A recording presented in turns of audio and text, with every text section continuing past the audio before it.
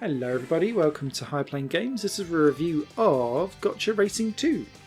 This came out initially on Wii U and has now been ported to, I believe, PC as well as PS4. I picked up my PS4 copy from the American PSN store, and that's because the UK PSN store has gotten a bug with this game. It has been released, and it was released back in June, but it's not been released on the actual PlayStation 4 store. You can only find it in the web store. When you add it to basket and then try to check out, it just goes, nope. I've tweeted the developer, they don't seem to care.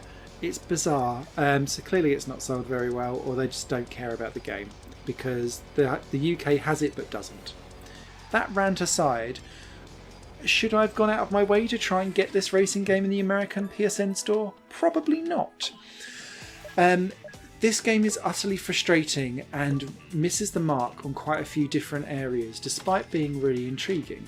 It reminded me, and the reason why I wanted to go for it was of like the games like Penny Racer from PS2, where you controlled almost like remote control cars and went around diddy little circuits with quite unique arcade controls. And to that extent, Gotcha Racing 2 actually works quite well.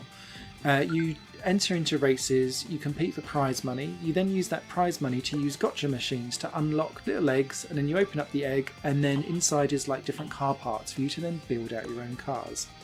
I love this gimmick because there's hundreds of different parts that you can unlock and use and kind of combine together. I then hated this mechanic immediately afterwards, and the reason why is because you only have 4 garage slots. So, on a game that markets itself as having hundreds of different car parts, you're then always funneled into, well, I've only got room for 4 cars, so I might as well not bother collecting all of these different car shapes or car colours. I can only have really 4 engines that's worthwhile, so that all slims down. A couple of different horns or like baby on board signs to alter my aesthetic attributes of my car, and a couple of different tyre compounds, and then I'm done. So it all filters into a bit of a pointless, like, well, there's no point doing that, is there? You can start fusing stuff together to kind of improve your base products, and that works well to an extent. But I'd much rather have had like a garage. It seems like such an arbitrary number to just go, you can only have 4 cars. Nah. And so that's kind of design decision 1 that really kind of made me go, what? Design decision number 2 is then when you actually get out into the track itself, and it's about the positioning of the car. And this may sound exceptionally petty, but it really, really bugs me.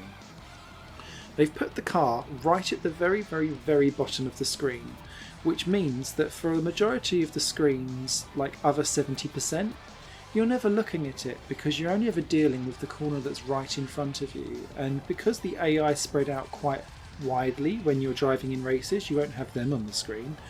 So you're just looking at road slowly coming towards you, and then you're right at the very bottom. You can't see if anyone's trying to challenge you from behind. So if you've got a power up, say like dumping oil from behind, it's pointless to actually know if you've ever actually got anyone because you can't see them.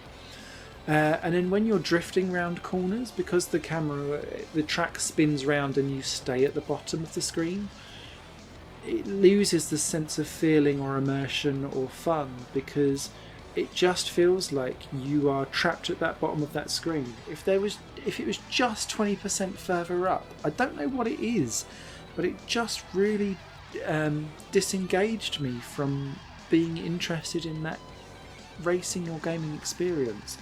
It's so weird. It might just be a me thing, but yeah, I really found it off-putting.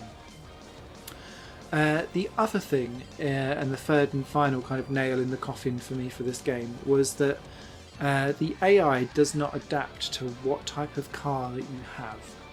So at the very beginning you'll start off with a car that can't quite win anything because you've just got a base thing that comes out the box.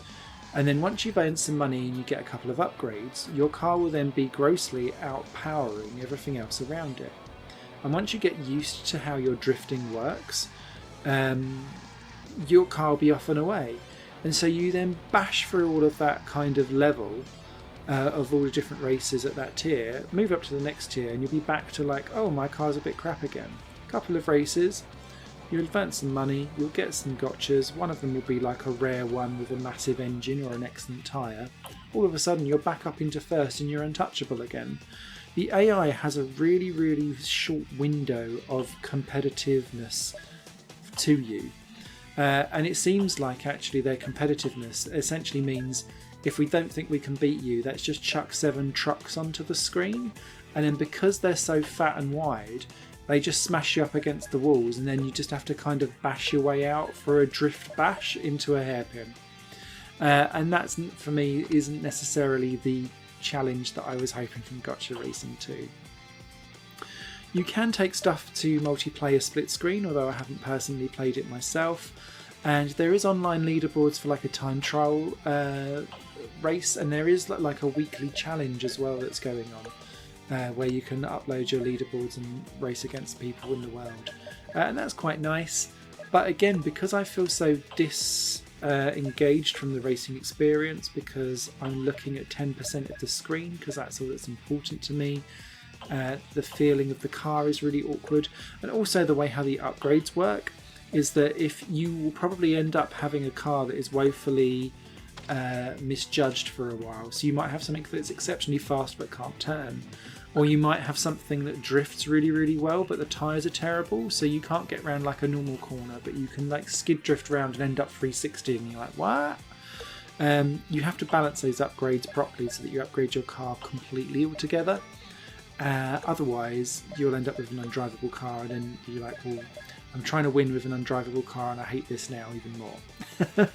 So do I recommend Gotcha Racing 2?